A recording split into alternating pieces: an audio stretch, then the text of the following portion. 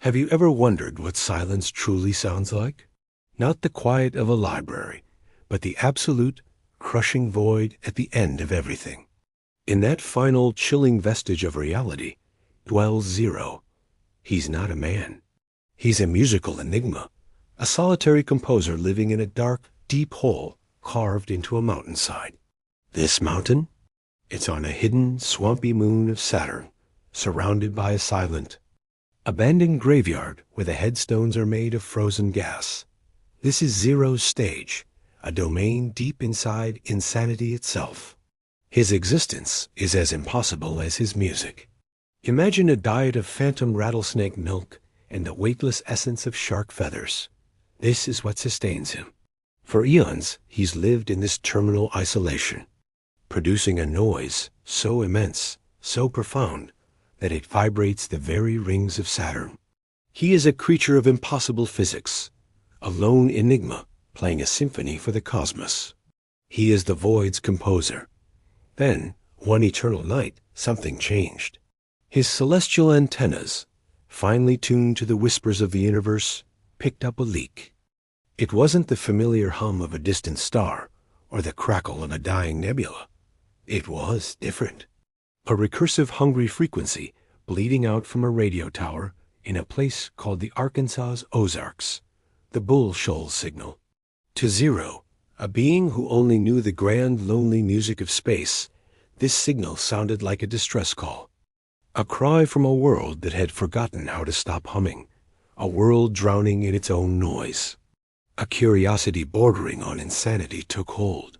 He didn't need a ship, no clunky vessel to traverse the void. He simply rode the sound wave itself. He folded his entire solitary existence into a symmetrical waveform and plummeted toward the source, toward this strange blue planet called Earth. He didn't break through the atmosphere like a meteor, burning and violent. No, he arrived as a burst of pure static, a wave of energy that hijacked every radio between Little Rock and Branson, turning them into screaming mouths that spoke his language of noise. He landed in the deep woods near a lake, his Saturnian physiology immediately recoiling at the heavy, wet heat of the Missouri-Arkansas line. The air was thick, humid, and alive in a way the sterile vacuum of space never was. He had come to categorize this planet, to study its peculiar broadcast. But as he stepped into the humid night, surrounded by the chorus of cicadas and the whisper of the pines, he realized his mistake. The Ozarks didn't want to be studied. They wanted to broadcast. They had their own ancient, chaotic song. Zero, the lone enigma of the stars, had traveled across the unfathomable distance of space, only to find a graveyard older and crazier than his own. A world teeming with a different kind of beautiful, terrifying noise. He took a breath of the thick, earthly air, a substance so alien, yet so strangely familiar.